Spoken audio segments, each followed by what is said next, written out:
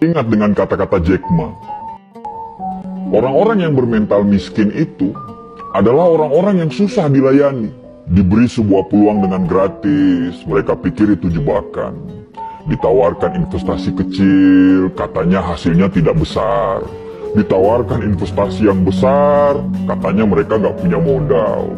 Diajak melakukan hal-hal yang baru, mereka berpikir bahwa mereka tidak punya pengalaman.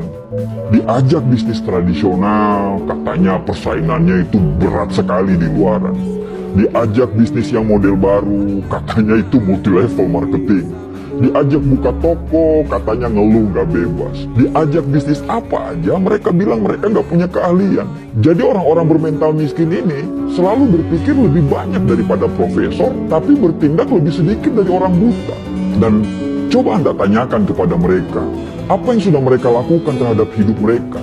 Niscaya mereka akan susah untuk menjawab apa yang Anda tanyakan. Padahal hidup itu berjalan terus. Dan tanpa mereka sadari, mereka itu lagi menyia-nyiakan hidup yang hanya sementara di dunia ini. Apa yang terjadi dengan kita sekarang?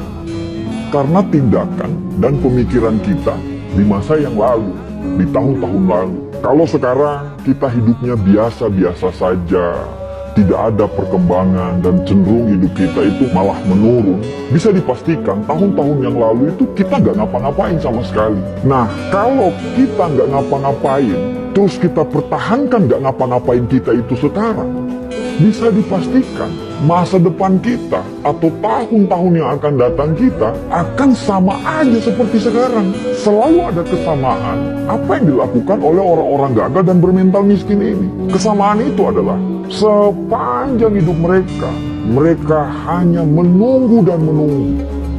Andai saya punya uang, saya akan bla bla bla. Andai saya jadi pimpinan, saya akan ini, saya akan itu. Andai kata, jikalau, meskipun, dan akan tetapi, selalu jadi kata-kata manis yang secara tindakan itu omong kosong. Ada sebuah konsep yang bagus untuk kita bisa jadikan pegangan. Kalau kita mau hidup kita sulit ke depannya, maka sekarang ambillah pilihan-pilihan yang gampang.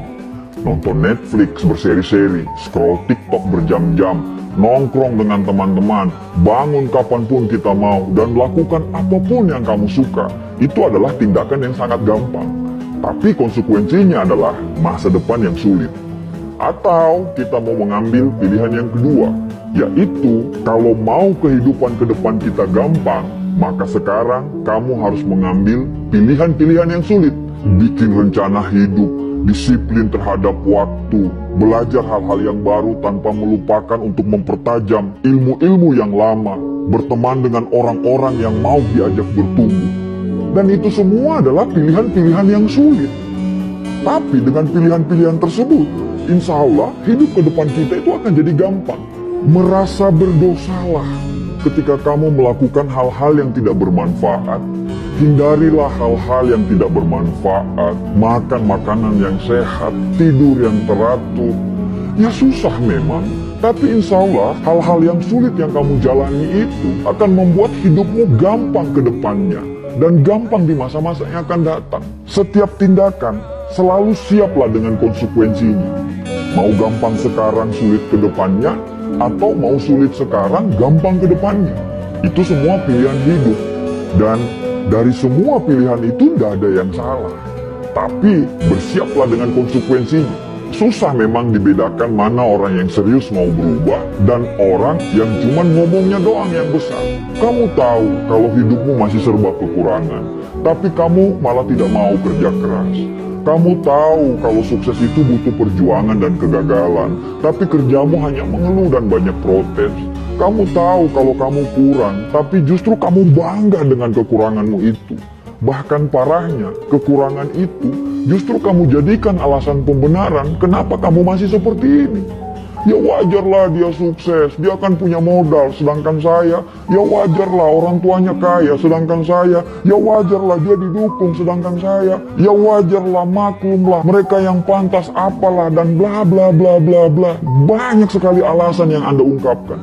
Padahal setiap orang itu pasti punya perangnya masing-masing loh. Kamu berperang dengan perangmu sendiri, begitu juga mereka. Mereka berperang dengan perangnya masing-masing. Setiap orang ada dengan masalahnya masing-masing.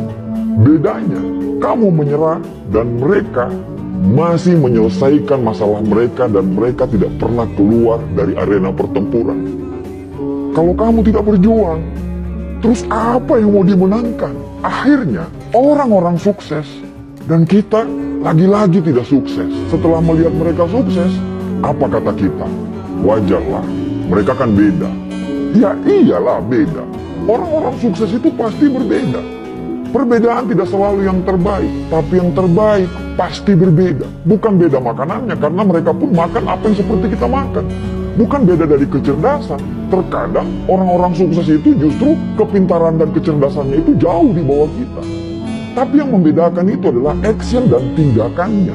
Saat kamu menunggu perubahan datang, mereka selalu menciptakan perubahan. Sampai kapan kamu menunggu dan tertinggal? Lebih baik gagal karena melakukan sesuatu daripada sukses tapi tidak melakukan apa-apa dalam hidup. Manusia itu bisa berubah karena Tuhan menciptakan kita, selalu ada maksud dari penciptaan tersebut. Tidak ada yang bisa merubah diri kita kecuali diri kita sendiri yang mau berubah. Berdoa lebih banyak, bangun lebih pagi, belajar lebih giat lagi, cari lingkungan pertemanan yang memang betul-betul membuat kita bertumbuh. Selalu positif tiap hari dan jangan banyak mengeluh. Pelajari semua pola-pola kenapa orang bisa sukses. Karena sukses itu berpola, gagal pun berpola. Ya terserah kamu mau ngomong apa. Mau ngomong kita kebanyakan bacot lah atau apapun itu. Tapi setidaknya kami sudah mengingatkan. Tugas kami itu hanya mengingatkan. Sesungguhnya kamu tidak akan dapat memberi hidayah kepada orang yang kamu kasihi. Tapi Allah memberi hidayah kepada orang yang dikehendaki. Orang positif selalu saling mendoakan. Orang negatif akan saling menjatuhkan. Orang sukses itu paham proses, sedangkan orang gagal pasti banyak protes. Semoga kita dan keturunan kita bisa sukses dan bisa memberikan sumbangsi untuk negara ini.